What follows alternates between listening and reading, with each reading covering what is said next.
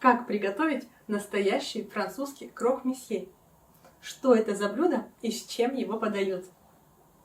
Если вы относитесь к тем людям, кто любит полакомиться простыми блюдами, то это блюдо специально для вас. Поэтому быстренько моем руки и поехали!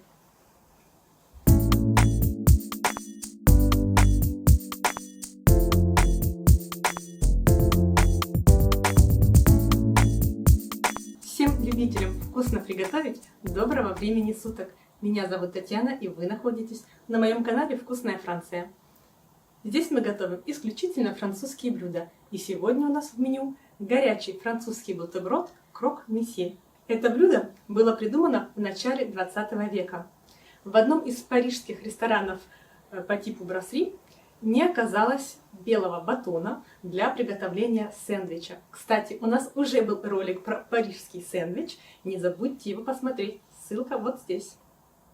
Итак, хозяин брасserie или этого ресторана за неимением батона взял обыкновенный белый нарезной хлеб, положил в него сыр и ветчину и подал клиенту. Клиент удивился, спросил, что это такое, на что кулинар в шутку ответил, что это была человечина, которую нужно было кусать зубами. Из этой шутки родилось название этого бутерброда крок – кусать, monsieur – господин. Способов приготовления этого бутерброда видимо-невидимо. Сегодня я познакомлю вас с двумя основными. Одним базовым рецептом и вторым немного более изощренным. А также тех, кто останется с нами до конца, я познакомлю с крок-мадам. Да-да, у крок-месье есть его крок-мадам. Итак, для нашего базового блюда, домашнего, именно то блюдо, которое все французы, абсолютно все французы умеют готовить, нам понадобится кусочек твердого сыра, 2 ломтя белого нарезанного хлеба или батона, а также несколько пластинок тонко нарезанной ветчины. Нарезаем, натираем как угодно. Я буду использовать свой нож для сыра. Можно также использовать даже тонкие кусочки плавленного сыра. Но я сегодня беру сыр классический, у меня Эмменталь. Если у вас есть уже натертый сыр, используйте его. Укладываем сыр на наш хлеб. Накрываем полностью весь кусочек. На него укладываем ветчину.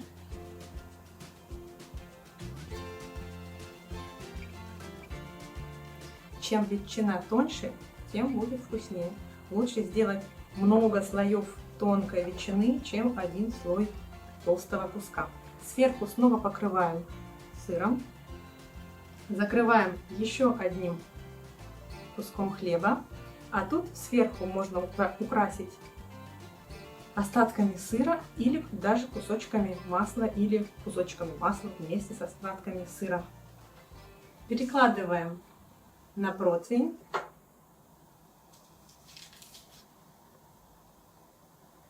И отправляем на 10 минут в разогретую до 200 градусов Цельсия духовку.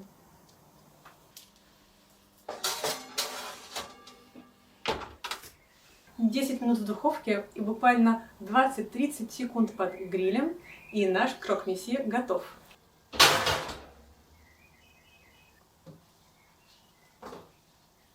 Если ваш крок-месье вы готовите для себя, то подавать вы можете сразу прямо таким. Подается он с зеленым салатом или с любым овощным салатом. Это очень вкусный ужин. А если вы хотите подать его на стол для кого-то, то правильно будет обрезать излишние края.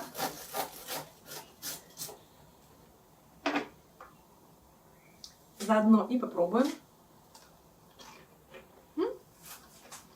Очень вкусный горячий бутерброд с сыром и ветчиной.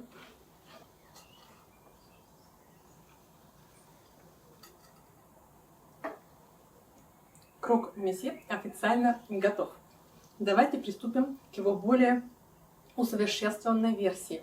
Кстати, основные рецепты советуют приготовление крок-месье в духовке.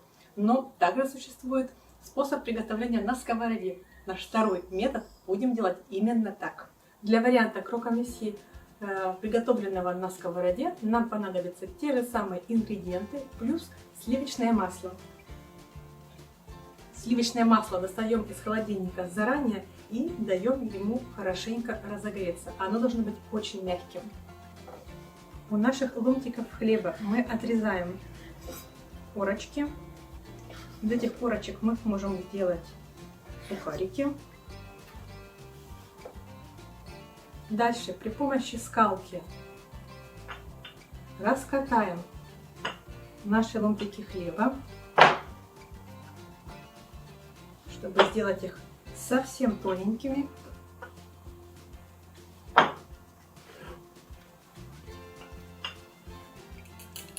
Следующий этап. Мы смазываем нашим маслом внутреннюю часть нашего круга.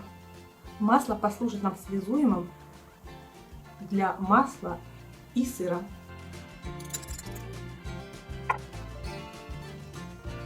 Теперь кладем первый слой нашего сыра, немножко перчика и немного мускатного ореха. Не солим, потому что в сыре и ветчине уже достаточно соли. Сверху кладем нашу ветчину. Снова слой сыра.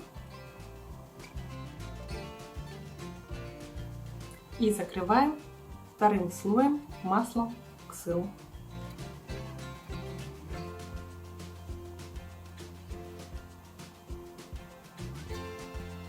В этот раз мы обрежем лишние кусочки.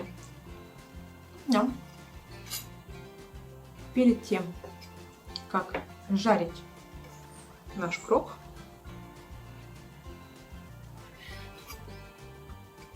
и заканчиваем все это дело еще одним слоем масла. Этот крок-месье можно также запечь в духовке, можно также сделать это с вафельницей, если у вас есть специальная насадка для сэндвичей. Но я буду делать это на сковороде. На сковороду кладем кусочек масла.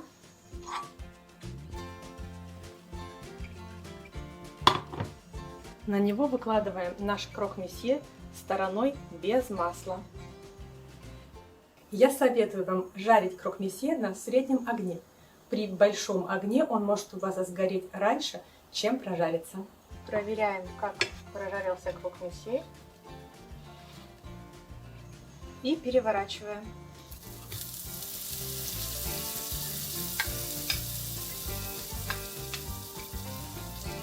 Готовый крок-месье перекладываем на нашу дощечку, разрезаем пополам.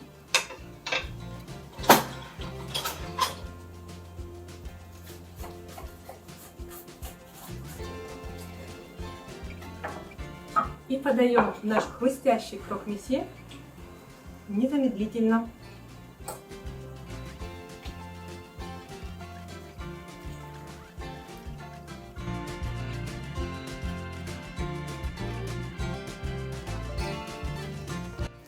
Да-да, я не забыла. Я пообещала вам познакомить вас с крок-мадам.